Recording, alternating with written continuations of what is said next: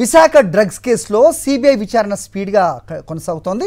Brazil Santos port నుంచి బయలుదేరిన నౌక ట్రావెలింగ్పై దృష్టి సారించారు అధికారులు. డ్రగ్స్ని తీసుకొచ్చిన నౌక ప్రయాణం ఎలా సాగింది, ఎందుకు 2 రోజులు ఆలస్యమైంది, కొలంబో మార్గంలో ఏమైనా సీల్ ట్యాంపరింగ్ జరిగిందా అనే కోణంలో ఎంక్వైరీ చేస్తోంది సిబిఐ. సంధ్య ఆక్వా సంస్థ దిగుమతులపై క్షుణ్ణంగా పరిశీలిస్తున్నారు అధికారులు. ఇదే అంశంపై మనీ అప్డేట్స్ మా కరెస్పాండెంట్ నరేష్ ఇస్తారు. నరేష్, చెప్పండి, సిబిఐ విచారణ ఏ రకంగా సాగుతోంది?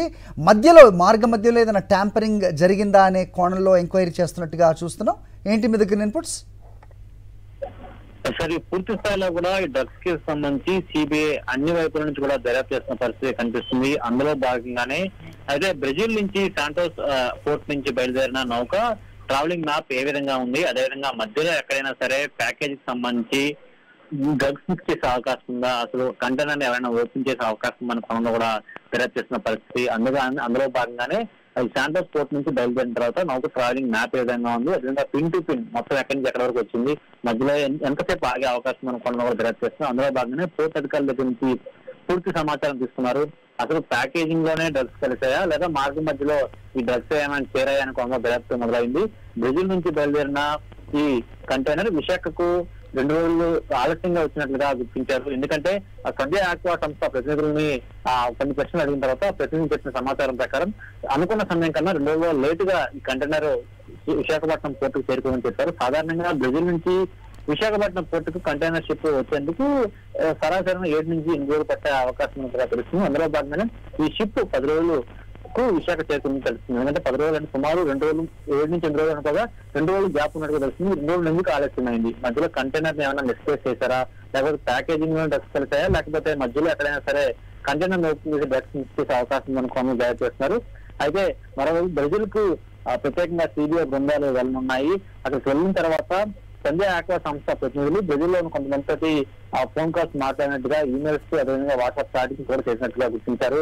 అందులో భాగంగానే పూర్తిగా సిబిఐ బృందం ఎవరెవరికి ఎక్కడ సంధ్య ఆక్వా వాళ్ళు ఎవరెవరికి కాల్ చేశారని పనులు దర్యాప్తు చేసి ఈమెయిల్స్ ఎక్కడికి ఇచ్చే ఆ సంస్థ సంబంధించిన ప్రతినిధులు కూడా నేరుగా విచారించిన తర్వాత ఆ శాంటోస్ పోర్ట్ కూడా కంటైనర్ ని ఎవరు సీల్ చేశారు, అదేవిధంగా సీల్ ఏమైనా ఉంటుంది, ఇన్కేస్ సీల్ రీప్లేస్ చేసినట్లయితే ఆ విధంగా కనిపిస్తుందని కోణంలో కూడా పూర్తిగా కూడా దర్యాప్తు పరిస్థితి.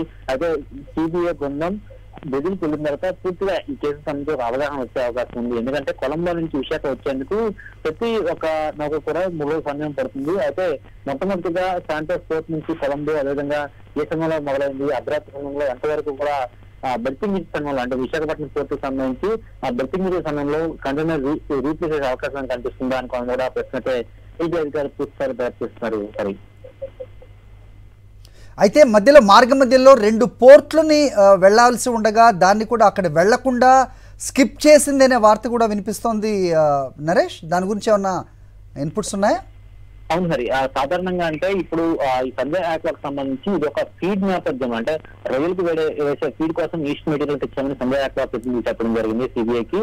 అయితే ఈ ఫీడ్ ని సంధ్య ఆక్వా ప్రతినిధులు ఇక్కడి నుంచి ప్రకాశం తీసుకెళ్లాల్సింది. ఎందుకంటే విశాఖపట్నంలో వీరికి ఫీడ్ యూనిట్ లేదు. అయితే నేరుగా మనకి నియరెస్ట్ పాయింట్ ఏది ఉంటుందో ఆ పాయింట్ లో ఉన్న నియర్ బై పోర్ట్ కు మాత్రం తీసుకెళ్లాలి. తమిళనాడు కావచ్చు, అదేవిధంగా మరొక ఆంధ్రప్రదేశ్ మరో కృష్ణపట్నం పోర్టు కావచ్చు, వాటి దగ్గర తీసుకెళ్లే అవకాశం ఉంది. కానీ 2 కాదనుకుని విశాఖపట్నం పోర్టుకి తీసుకెళ్లాలన్న ఆంతర్యం ఏంటనేది ప్రస్తుతం సిబిఐ అధికారులు అంచనా కాలేదు. ఎందుకంటే ఇక్కడ విశాఖపట్నం పోర్టుకి కంటైనర్ వచ్చిన తర్వాత ఈ ఫీడ్ మొత్తాన్ని కూడా ఇక్కడ నుంచి ప్రకాశం తరలించాల్సి ఉంటుంది. అయితే ప్రకాశం నుంచి ఇక్కడ నుంచి రోడ్డు మార్గం తీసుకెళ్లి వ్యయం కావచ్చు, సమయం కావచ్చు, 2 కూడా మొత్తం వేస్ట్ అయ్యే అవకాశం ఉంది. కానీ విశాఖపట్నం పోర్టుకి ఎందుకు తీసుకొచ్చారు, పశ్చిమ అధికారులు ఏమైనా సరే ఇది లాబింగ్ లో ఇన్వాల్వ్ అయి ఉన్నారనుకున్నా కూడా ప్రశ్న దర్యాప్తు చేస్తుంది.